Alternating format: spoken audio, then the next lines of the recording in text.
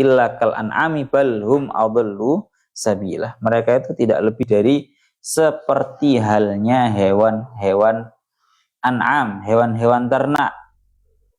Al-an'am itu hewan-hewan ternak.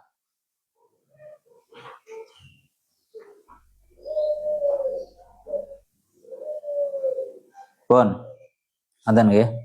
Ya Allah ya Rabbi ya Karim.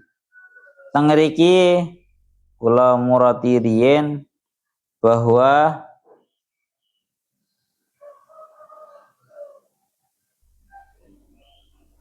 am di sini teng mriki am munqati'atun tufassaru bibal wal hamzatu wal istifhamu fiha ingkariyun.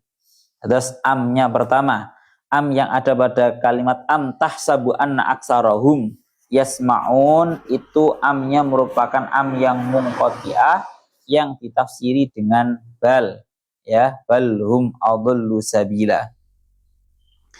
Bon, terus secara dimulai ingin aja. Jadi kan secara garis globalnya Allah Ta'ala dalam ayat ini menyatakan bahwa mereka itu tidak lebih dari, diumpamakan tidak lebih dari yang namanya sebuah an'am atau hewan-hewan ternak, kan ngoten. Bahkan balum adallu sabila, mereka itu bahkan lebih tersesat dari yang namanya napa? Dari yang namanya hewan-hewan ternak. Kita murati dulu tafsir Jalaluddin Al-Mahallinya. Beliau tengriki ngendikaaken am tahsabu anna aksarahum yasmauna aisama atafahumin. Apakah kamu menyangka wahai Muhammad bahwa kebanyakan dari mereka itu mendengarkan dengan pendengaran yang memahami. Pertama, apakah kamu itu mengira wahai Muhammad bahwa mereka itu benar-benar memahami, maksudnya mendengarkan yang dengan pendengaran yang mencoba untuk memahami. Au ya'qiluna, atau mereka itu, ataukah kamu menyangka bahwa mereka itu faham ai mataqulu lahu, sebuah perkara yang engkau ucapkan kepada mereka. Jadi dua ya, sama atafahumin atau akal, mencoba untuk berakal atau memahami. Ya Allah ya Rabbi ya Karim, sehingga untuk mempositifkan bahasane ngoten bahwa Kanjeng Nabi di sini apakah kamu mengira dan mengira, intinya seperti itu, langsung dipositifkan oleh Allah Ta'ala bahwa inhum aimahum illa kal an'am, tidaklah mereka itu kecuali seperti halnya napa? Hewan-hewan ternak. Kecuali seperti halnya hewan-hewan ternak. Balhum adallu sabila, bahkan mereka itu dianggap lebih tersesat, bahkan mereka itu dianggap lebih tersesat jalannya pada orang-orang dari hewan-hewan ternak. Al-Quran bahkan bahasanya menjelaskan bahwa balhum adallu sabila, bahwa kamu lebih tersesat dari sebuah hewan-hewan ternak. Utorikon minha, bahwa itu lebih tersesat jalannya dari hewan-hewan ternak. Karena disebutkan alasannya cuma satu, li'annaha tanqadu liman yata'ahaduha, karena yang namanya hewan-hewan ternak itu nurut kepada orang merawatnya, sing ngopeni, sing makani, sing ngombeni, pas hewan-hewan ternak itu pasti nurut kepada mereka. Wahum la yuti'una maulahum mun'ima alaihim, sedangkan mereka orang-orang kafir tidak nurut terhadap Allah Ta'ala, majika Tuhan mereka yang senantiasa terus memberikan kenikmatan terhadap Allah. Wes tadi ngeriki, tadi kan kami ngomongkan ngeten, Kanjeng Nabi yang memiliki rasa berharap yang sangat besar kepada umatnya sekalipun orang-orang kafir. Itu seperti yang sering kula aturaken, bahwa Kanjeng Nabi niku nemen bahasane ambisi. Bahasanya bukan ambisi ya, kalau kurang tepat.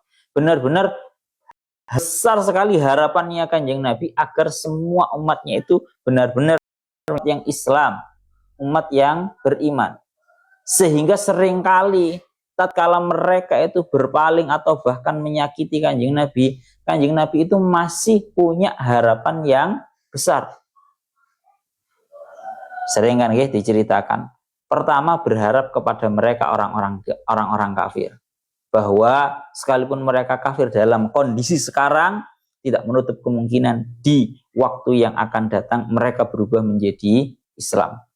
Itu bentuk hirsunya Kanjeng Nabi, harisun alaikum. Hirsu itu makna bahasa kasar ambisi, bahasa halusnya, bahasa sopannya, Kanjeng Nabi itu sangat memiliki harapan yang sangat besar agar semua umatnya itu menjadi umat yang Islam dan umat yang beriman. Sehingga sekalipun kondisinya bagaimanapun di waktu sekarang, Kanjeng Nabi itu mungkin saja bocah kuwi iso berubah di waktu yang akan datang.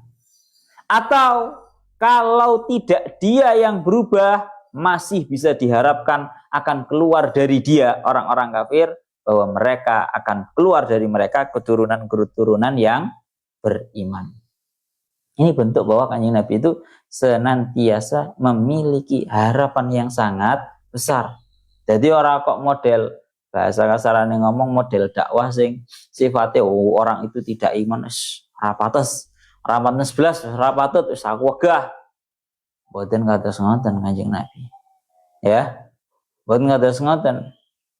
Kan kalau ceritanya Nabi Nuh itu kan kalau di akhir-akhir beliau berdakwah itu kan beliau ndongakne Rabbila tadar alal ardi minal kafirina tayyara. Kurang lebih ayatnya kayak sese tak delokno. Dungane Nabi Nuh ketika beliau sudah dakwah hampir 950 tahun. Kemudian tidak mendapati kecuali para orang-orang kafir dari kaumnya itu menjadi lebih tetap tidak iman. Ini gitu tuh. Wa qala nuhur rabbil tadar alal ardi minal kafirina tayyara. Tungone Nabi Nuh niku sampai wis secara bahasane awak dhewe ngoten nggih. Lek Nabi Nuh bener-bener wis secara merasa capek iku rada pantes, Pak. Nabi Nuh dakwahnya sudah 950 tahun. Sehingga ketika 950 tahun beliau sudah berdakwah dan tidaklah mendapatkan pengikut kecuali hanya sedikit, ada yang mengatakan cuma 10. Kalau dalam tafsir Sawinya kemarin sudah dibacakan sekitar cuma 40 laki-laki, 40 perempuan. Maka Nabi Nuh dawuh Rabbila tadar alal ardi minal kafirina tayyara. Allah, jangan engkau sisakan satupun dari orang-orang kafir di atas muka bumi ini. Gelamkan semua ya Allah. Ini dungane Nabi Nuh. Ya sekali. Alasannya apa beliau? Innaka intadarhum yudillu ibadaka wala fajiran kafara. Karena ketika engkau intadarhum membiarkan mereka tetap hidup di muka bumi ini, yudillu ibadaka, niscaya mereka akan menyanyikan terhadap para hamba-hambamu. Wala yalidu illa fajiran kafara. Dan mereka tidak akan mempunyai anak kecuali anak yang fajir, anak yang tersesat juga. Ini kalau bahasanya Nabi Nuh. Nah, Kanjeng Nabi mboten, wes enggak mungkin mereka masih bisa beriman. Atau kalau tidak mereka, anak keturunan mereka.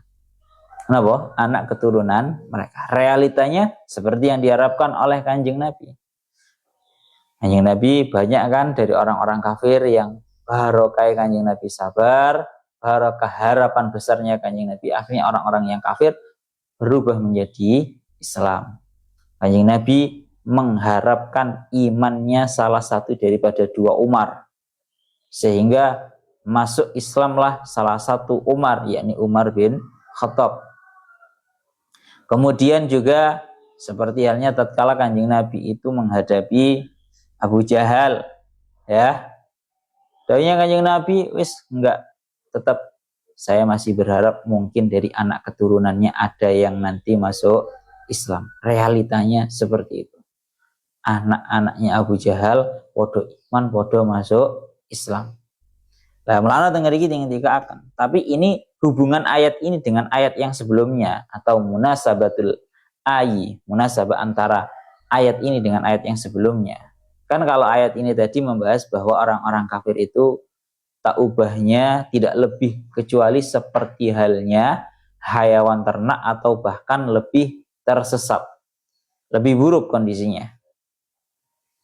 Hubungannya ayat ini dengan ayat sebelumnya adalah ya ini bentuk daripada orang-orang yang manittakhadha ilahahu hawahu.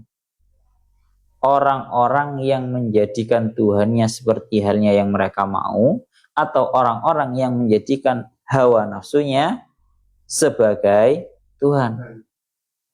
Kalau seseorang itu sudah menjadikan hawa nafsunya sebagai Tuhan, ya ini konsekuensinya adalah nopo inhum illa kal an'ami balhum adallu sabila. Wis toh, wong elek yang diikuti itu adalah hawa nafsunya, alamat bahwa dia tak ubahnya kecuali hanya seperti halnya an'am atau hewan-hewan ternak, balhum adallu sabila, bahkan bisa lebih tersesat. Habis itu secara garis globalnya. Sekarang kita masuk ke terperincinya. Tengeriki dengan tiga akan ngeten. Am tahsabu anna aksaruhum yasma'una ay sama atafahumin. Tengeriki dengan tiga akan, wahai Muhammad, apakah kamu menyangka bahwa kebanyakan dari mereka itu mendengarkan atau berakal? Bahwa bahasa Al-Quran itu sangat sopan, bahasa kasar yang ngomong, sangat sopan. Tengeriki Al-Quran itu tidak menjenela apa sih bahasanya? Bahasanya tengeriki aksar itu kebanyakan, tidak menganggap keseluruhan. Namanya menjenela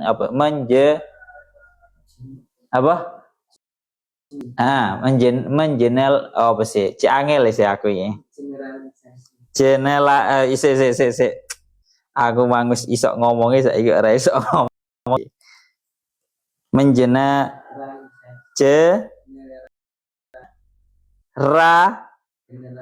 lisasi ya, iki tunggale apa iki jenenge kayak Pak Mahfud iki coba saya. General ya. Mengeneralisasi atau menghukumi secara menyeluruh. Ngono loh. Ini bahasa Al-Qur'an itu sangat sopan.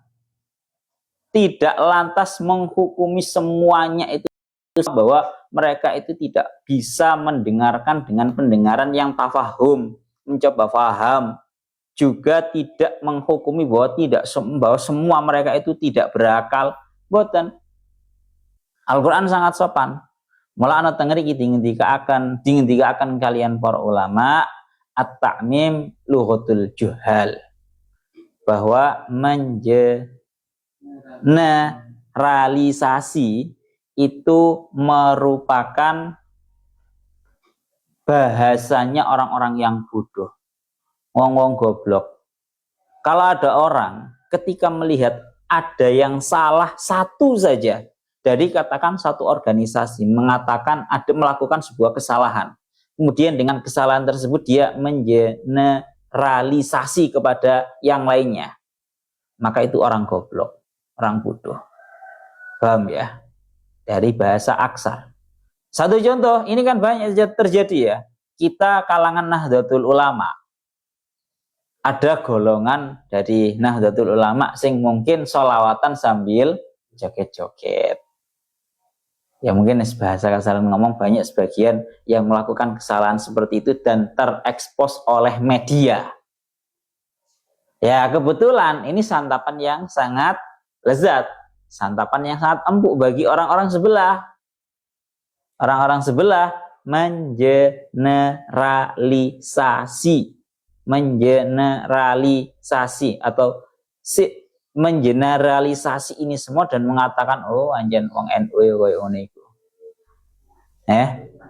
Ini namanya lughatul juhal. At-ta'mim lughatul juhal. Mengeneralisasi itu bahasanya orang bodoh. Mereka taunya yang terekspos itu tok. Nah, sementara kita kalangan orang-orang pondokan yang nang pondoke khusyuk, ngaji yo tenanan, ora enak istilah joget-joget ngono kuwi, selawatan yo tenanan selawatan. Itu mereka tutup mata. Gara-gara ada satu yang korupsi, akhirnya kita tergeneralisasi, terkena penghukuman umum oleh mereka. Ya, iling-ilingan ya, kaidahnya at-ta'mim luhutul juhal, mengeneralisasi itu merupakan sebuah bahasanya orang-orang bodoh. Gak ada istilah seperti itu. Al-Quran saja bahasanya sopan, bahwa an aksarahum yasma'una aw ya'qilun, bahwa kebanyakan dari mereka itu mendengarkan atau berakal. Karena memang realitanya ada sedikit atau bahasanya minoritas dari orang-orang yang kafir yang mampu menggunakan secara baik pendengaran mereka untuk mendengarkan Al-Quran sehingga mereka bisa iman. Seperti contoh Sayyidina Umar, yang mana Sayyidina Umar gara-gara mendengarkan bacaan Al-Quran, kemudian memahami ayat-ayat Al-Quran sehingga beliau masuk Islam. Ini ada minoritas yang dari orang-orang kafir, yang awalnya kafir, benar-benar menggunakan yasma'una au ya'qilun. Tapi memang aksar, kebanyakan seperti itu. Mana loh? Yasma'una ay sama atafahumin. Apakah kamu menyangka wahai Muhammad bahwa kebanyakan dari mereka itu mendengarkan dengan pendengaran yang fungsinya itu untuk napa? Memahami. Lek ngrungokno gur-ngrungokno tok iku gak ono faedahe. Tapi ngrungokno sing diharapkan di sini adalah mendengarkan yang tujuannya untuk agar dia paham. Au yaqilun, atau mereka menggunakan akalnya memahami. Ma taqulu lahum, sebuah perkara yang kamu ucapkan wahai Muhammad kepada mereka. Jadi ini bentuk bahwa Kanjeng Nabi itu tanyai oleh Allah Ta'ala bahwa apakah kamu menyangka bahwa kebanyakan dari mereka itu mendengarkan dengan pendengaran yang memahami, au yaqilun, atau mereka itu berakal memahami terhadap perkara-perkara yang kau ucapkan terhadap mereka. Maka Allah Ta'ala menegaskan, inhum aymahum illa kal an'am, tidaklah mereka itu kecuali sama seperti halnya hewan-hewan ternak. Minimal mereka itu sama seperti halnya hewan ternak. Paham ya? Hewan ternak ini penggaweannya apa? Mangan, ngombe, turu. Mangan, ngombe, turu. Itu penggaweannya al-an'am atau hayawan-hayawan ternak. Bahwa pembeda antara kita para manusia dan para hewan-hewan adalah dari akalnya. Lek hewan kan orang berakal, Pak. Lek awak dhewe iku berakal. Sehingga kita kalau tidak mau memfungsikan akal kita, ya seperti halnya hewan ternak. Kalau dalam ayat lain diingatkan kamasalil himari yahmilu asfaro, seperti halnya himar yang membawa kitab-kitab di atas punggungnya. Karena awak dewi ku ya padha ambek bahaim, ambek an'am, hewan-hewan ternak. Wah, itu tidak lain tidak bukan karena kita tidak mau memfungsikan terhadap otak dan akal kita. Fungsi yang mana yang benar-benar menjadi pembeda utama antara kita dengan an'am, dengan hayawan, dengan dawab adalah dari segi akal. Dan yang namanya akal itu, akal kecerdasan itu dua fungsinya. Yang pertama, agar menggerakkan seseorang itu lebih baik dalam hal-hal duniawinya. Kalau hal ini mungkin masih banyak, ini orang-orang kafir pun juga menggunakan akal-akal mereka untuk melakukan perubahan yang lebih baik di dalam hidup. Ini orang Islam, orang kafir semuanya sama. Tapi yang paling dititik tekankan bahwa ada kecerdasan akal, kecerdasan otak yang harus digunakan untuk memahami dan mengenal terhadap sosok Tuhan. Nah, ini yang tidak semua orang bisa. Hanya orang-orang yang beriman saja yang bisa menggunakan akalnya untuk mengenal sosok Tuhannya. Pun, jadi inhum illa kal an'am. Lah nek kowe iki ora gelem gunakno akal, ora gelem gunakno kupinge digawe tafahum, digawe ngaji sing tenanan, ora tinggi ngaji, ora digawe golek ilmu, ya wis alamat manfaatnya ya cuma podo karo manfaati an'am, dawab atau hayawan ternak. Ngelakno bahasane kan ngoten. Pembedaannya kita itu adalah di akal. Bahkan niki balhum adallu sabila. Bahkan mereka kebanyakan dari orang-orang kafir itu adalah lebih sesat daripada napa? Para hayawan ternak. Ono lho Pak awak dhewe. Mulane secara garis globalnya niku ngoten.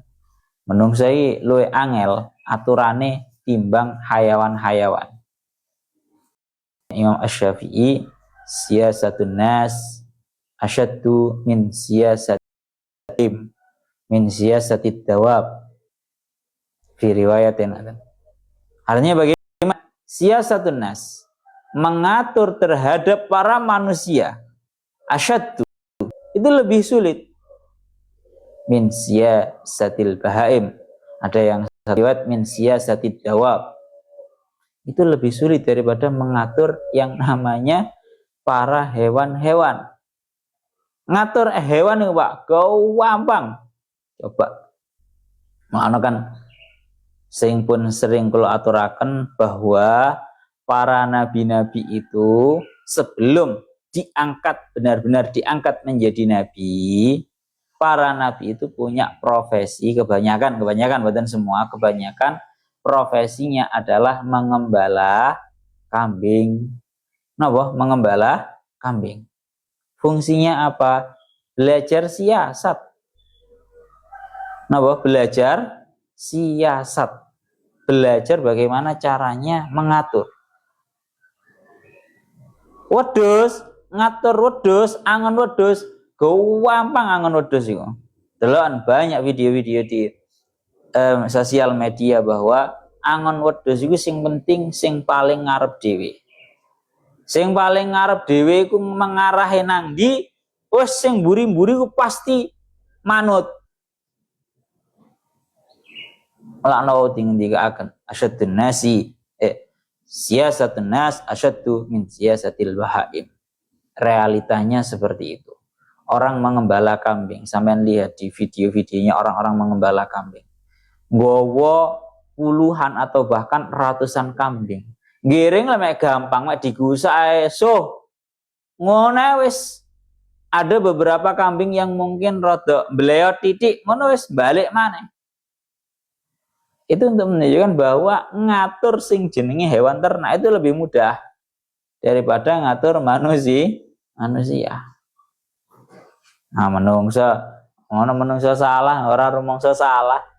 Mas jelas-jelas nyata-nyata salah ae lho. Sik gak trimo.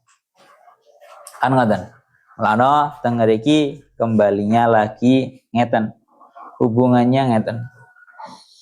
Kan ini kan erat hubungannya dengan yang ayat yang sebelumnya, bahwa berangkatnya seseorang manusia itu menjadi orang-orang yang kafir, terlebih-lebih orang-orang kafir itu seperti halnya hewan-hewan ternak atau bahkan lebih buruk daripada hewan ternak, karena berangkatnya adalah yasma'una au yaqilun. Mereka bisa menggunakan akal mereka secara baik atau tidak. Lano, kita bahas lagi. Pun sering kula aturakan, pun sering kula bahaskan bahwa sebenarnya akal itu bagaimana sih? Akal itu secara bahasa Arab aklun. itu diambil dari bahasa iqolun. Akal itu berawal dari iqol. Aqala ya'qilu niku berawal dari kalimat iqol. Dawuhnya Syekh Mutawalli Asy'arawi. Iqol itu maknanya tali pengikat. Paham? Iqol itu maknanya adalah tali pengikat. Sehingga yang namanya akal ini fungsi utamanya adalah sebagai iqol, sebagai tali pengikat, tali pengendali bagi para manusia. Makanya beliau Syekh Mutawalli Asy'arawi sangat menentang keras bahwa kalau orang-orang itu menyalahgunakan istilah akal itu dengan yang namanya hurriyatul akal, hurriyatul fikri, yaitu kebebasan dalam berpikir. Kan banyak ya orang-orang yang menggaungkan bahwa hurriyatul fikri, kita itu berhak untuk berpikir yang bagaimana dengan sakar PDW. Maka ini dikritik habis-habisan sama Syekh Mutawalli Asy'arawi. Loh, kowe keliru. Justru yang namanya akal itu tidak untuk kebebasan berpikir dengan pemikiran-pemikiran yang liberal atau liar. Tapi justru yang namanya akal itu iqol. Akal itu merupakan tali kendali bagi manusia. Sehingga kalau orang itu mampu menggunakan akalnya secara baik, berarti dia akan menjadi seseorang yang terkendali, mampu mengendalikan terhadap dirinya. Sehingga kalau orang itu menjadi orang yang tidak bisa terkendali, justru malah dikendalikan oleh hawa nafsu, manittakhadha ilahahu hawahu, dia justru dituntun oleh hawa nafsunya, wes bisa dipastikan bahwa dia tidak menjadi orang yang terkendali lagi. Karena akalnya, iqolnya, akal yang sebagai tali pengendalinya itu sudah terlepas. Dia sudah tidak dia gunakan. Ngoten lho.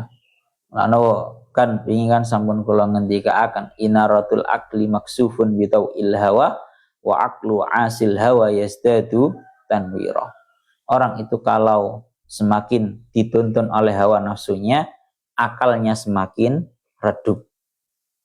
Begitu juga sebaliknya, orang yang senantiasa mencoba untuk dituntun oleh akalnya, maka akalnya gara-gara dengan cara dia menentang terhadap hawa nafsunya, maka akalnya akan semakin hari semakin cemerlang. Realitanya seperti itu. Sehingga kembali lagi pada pembahasan yang sering kula maturaken, akal itu sebenarnya ono nang ndi to? Akal itu nang jerone ati apa nang kepala? Nang ndi nep akal itu nep? Nang hati. Nang ndi, Faiz? Akal itu nang ndi? Akal nang jero hati apa nang pikiran? Nang kepala? Nang ndi nep? Nang jero hati ngono tok ah. Hati nang kepala. Sinkronisasi. Pun sering kula aturaken bahwa seperti yang didawuhkan dalam kitab Al-Bajuri, beliau para ulama menjelaskan bahwa menurut qaul yang unggul, yang namanya akal itu berada di dalam hati, walahu syu'aun yattasilu bil roksi.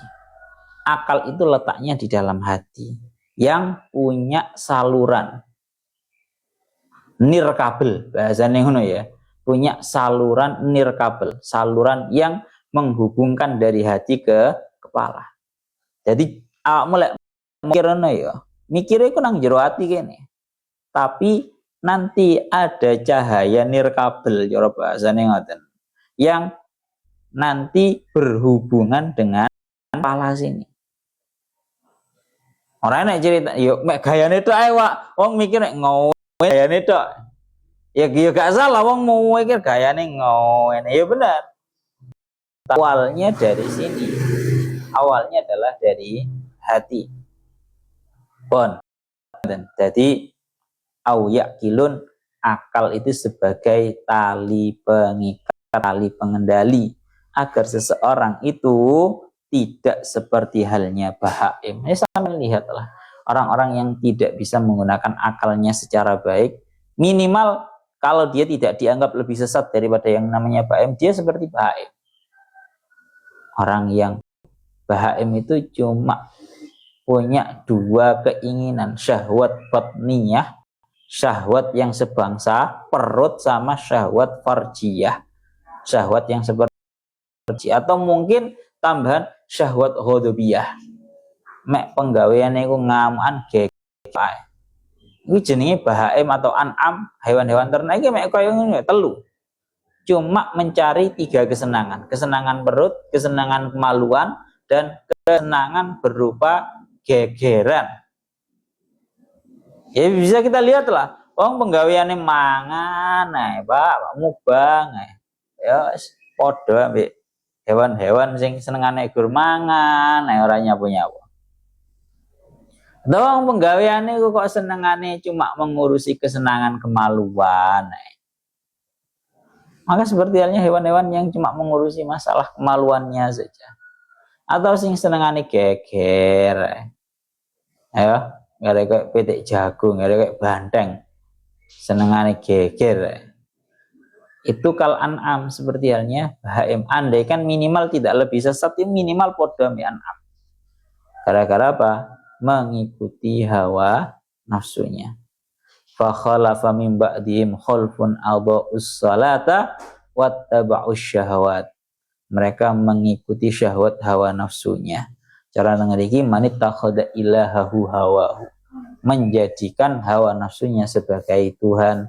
Lek wis hawa nafsunya yang dijadikan Tuhan sebagai tuntunan, sebagai yang menggiring, sebagai yang mengoperasikan, ya wis konsekuensinya dia seperti halnya hayawan ternak al-an'am atau bahkan lebih tersesat.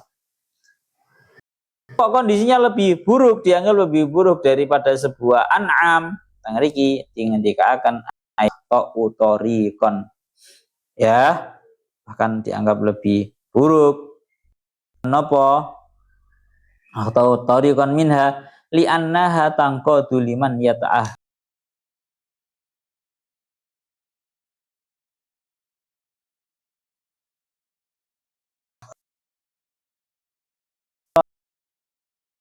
Deloken dhewe videone wong-wong sing mengembalakan kambing. Oh, enak, ora yo angel titik tapi yo ora angel-angel nemen. Digawa nang apa jenenge tanah lapang, senang lapangan ngono ya. Pengembalane santai-santai nang pinggir. Wae mulih sore mulih digiring. Cukup nggawa kayu apa jenenge tongkat, kok ana sing rada mbleset titik tek dikepuk lurus mana bisa. Bahwa yang namanya an'am itu nurut terhadap orang-orang yang merawat terhadap mereka, sangat mengasihi terhadap mereka. Beda dengan orang-orang kafir, beda dengan manusia. Wes bahasa kasar ngomong ojo hanya kafir lah. Kok gak awak dewi merasa terbebaskan, Pak. Awak dewi ini orang-orang yang beriman pun sebenarnya. Kalau kita masih istilahnya terlalu mengikuti terhadap hawa nafsu, kurang bisa memfungsikan terhadap akal, ya kita sama loh. Inhum illa kal'an, sama seperti halnya hewan-hewan ternak, atau bahkan kita lebih tersesat. Realitanya seperti itu. Kalian bisa lihat di dalam Jalaluddin As-Sawinya, li'annal an'am tanqadu liman yata'ahaduha wa tamyizu man yuhsinu ilaiha mimman yusi'u ilaiha. Yang namanya hewan itu bisa membedakan mana orang yang sudah bertindak baik kepada dia, mana hewan yang sudah bertindak buruk. Jadi hewan itu masih orang berakal tapi masih punya kecerdasan membedakan orang ini orang yang melakukan baik, orang ini merupakan orang yang melakukan buruk. Kayak ular, salah satunya ular, Pak. Kamu kalau tahu, ular itu kalau kamu membunuh ular, kalau kepalanya tidak kamu putus dan matanya tidak kamu hancurkan, itu konsekuensinya biasanya diparani konco-koncone. Ula itu iso ngejar ngono. Jadi mengenal terhadap sosok mari ngepuk ula ngono ya. Aja awak mulai. Ini yang banyak dialami oleh banyak orang. Ular itu kalau setelah dipukul kok sampai orang mati terus meripati orang, bu, apa bahasanya, kamu hancurkan, masih merekam kemudian memanggil teman-teman, langsung marah. Jadi yang namanya hewan itu punya memori. Malah dulu itu pernah di luar negeri sana ada seorang hakim yang sangat adil sekali. Jadi diceritakan hakimnya itu mencoba untuk memberikan sebuah keputusan hukum bahwa ada seseorang yang dituduh bahwa orang ini adalah orang pencuri sama seseorang yang lainnya di rumah yang sudah ditentukan. Maka si hakim ini langsung mengatakan dan bertanya, apakah di rumah tersebut ada anjingnya? Jawab yang menuduh, ada. Ya sudah, kalau seperti itu malah gampang untuk melacaknya. Dan terbukti ketika kok benar-benar olah TKP, sang hakim ini langsung menyuruh orang yang menuduh dan orang yang terdakwa ini sama-sama masuk ke rumah tersebut yang ada anjingnya.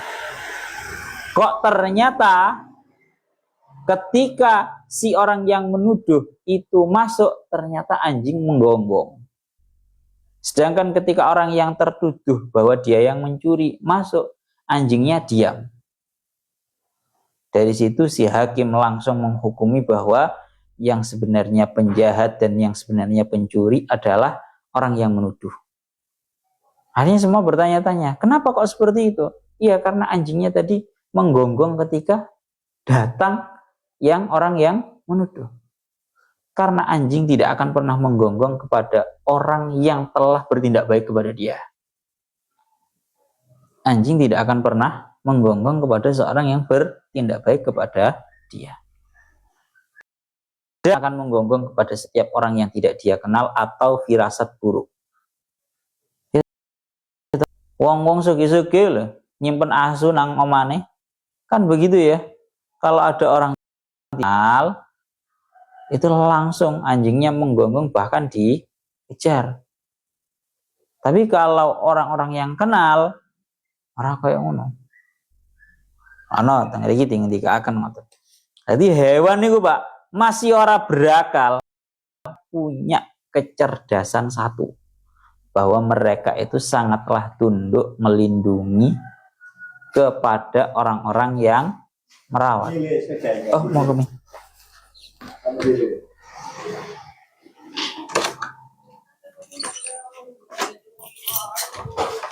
Nih. Iya nih ya. Menawi ami ngersakaken ben-ben nanti ngeriki. Tengler ini kan wonten Mega Pro.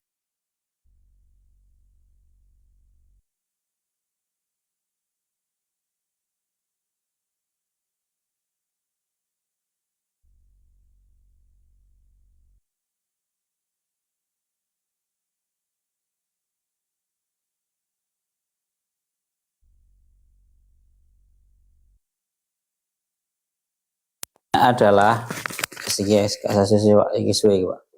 intinya sampean lihat seperti yang didawuhaken tentang Syekh Mutawalli Asy'arawi di dalam tafsirnya beliau itu dawuh ngeten. Ar-Razi itu menyebutkan bedane orang-orang yang kufur dengan orang-orang dengan para hewan. Nah, denger iki dikaaken ngeten. Sampean lihat tengeriki dikaaken, maka ini sama seperti halnya orang-orang yang disabdakan Kanjeng Nabi di dalam surat Al-Jum'ah ayat 5. Salil himari yahmilu asfaro.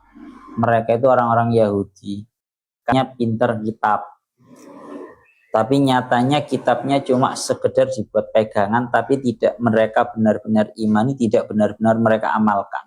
Maka seperti halnya himar yang membawa buku-buku.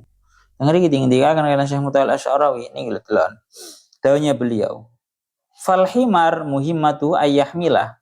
Himar itu fungsinya, tugasnya adalah membawa. Orang-orang Arab itu punya, zaman biyen kan gurung ana pickup to, Pak. Pickupe wong-wong Arab zaman biyen niku ya himar. Ditumpaki barang-barang wakeh.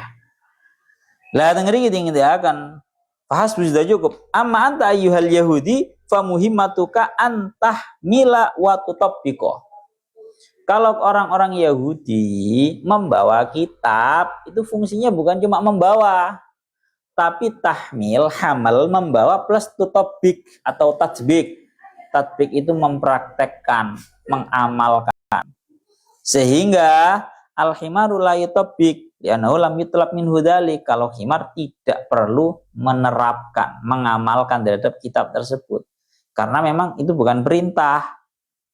Ma'anal hayawan ya'rifu sahibahu wa ya'rifu ta'amahu wa makana syarabihi. Hewan iku ngerti panggone mangane, panggone napa iki jenenge minume, wa ya'rifu tariqahu wa makana baiti. Hewan iku ngerti loh. Jalan itu loh, Pak. Tahu. Bahkan dawuhnya Syekh Mutawalli Asy'arawi ini gitu. Wa makana mabiti, dan tempat bermalamnya. Yang lebih sangar seperti yang dibawakan oleh Syekh Mutawalli Asy'arawi, hatta anna ahadahum mata ala dhuhri jawatihi fasara bihi al-jawad ila baiti. Sampai pernah diceritakan dulu ada salah seorang orang Arab yang mati dalam keadaan menaiki hewannya. Tapi apa yang dilakukan hewannya? Membawa si pemilik yang mati di atas punggungnya itu, dibawa pulang ke rumahnya. Aku ya rotok iso ya, berarti hewan sampai kayak gitu. Jadi hewan itu punya kecerdasan satu, yaitu hewan itu akan benar-benar berjalan di atas rel kemampuannya, rel kemampuan dan rel tugasnya. Iku sing jenenge hewan. Ora enek, Pak, ceritane hayawan rodok berot iku rodok gak enek. Jawarang hayawan rodok berot ngono kuwi kebacut rek hayawan berot. Kuda saja yang asalnya ahli untuk berot tapi ditaklukkan juga bisa lama-lama. Wis ya. Paham ya? Sehingga kesimpulannya niki, fal an'am tafhamu wa taqilu fi hududil muhimmatil lati khalaqahallahu laha wala tuqassir fi muhimmatiha. Bahwa hewan-hewan an'am, hewan-hewan ternak, mereka itu sangat faham dan sangat berakal di dalam batasan-batasan fungsi mereka yang Allah Ta'ala menciptakan mereka untuk fungsi tersebut. Berakal banget. Pokoknya hewan itu sangat berfungsi. Bahasanya sangat nurut, sangat mengerjakan terhadap fungsi mereka diciptakan untuk apa. Sapi gembrojol, ya nurut. Hanya nurut. Sing jenenge hewan-hewan itu. Nah, amal muhim adanya, sedangkan kalau kebanyakan dari kita, nah itu beda. Ini loh bukti bahwa yang namanya hewan-hewan itu sangat nurut dan sangat bisa terhadap tugas mereka dan sangat melaksanakan terhadap tugas mereka. Di surat An-Naml ayat 22 ada cerita burung hudhud itu mendatangi Nabi Sulaiman. Seraya berkata burung hudhud, ahadtu bima lam tuhid bihi waji'tuka min saba'in binaba'in yakin. Bahwa aku ini mengetahui terhadap suatu hal yang tidak engkau ketahui, wahai Sulaiman, wahai Nabi Sulaiman, dan aku membawa sebuah cerita dari negeri Sabak. Guys, ingat lah tengah iki. Kenapa, guys? Iya, jam berapa sih kuliah? Jam 7 ya. Berangkat guys.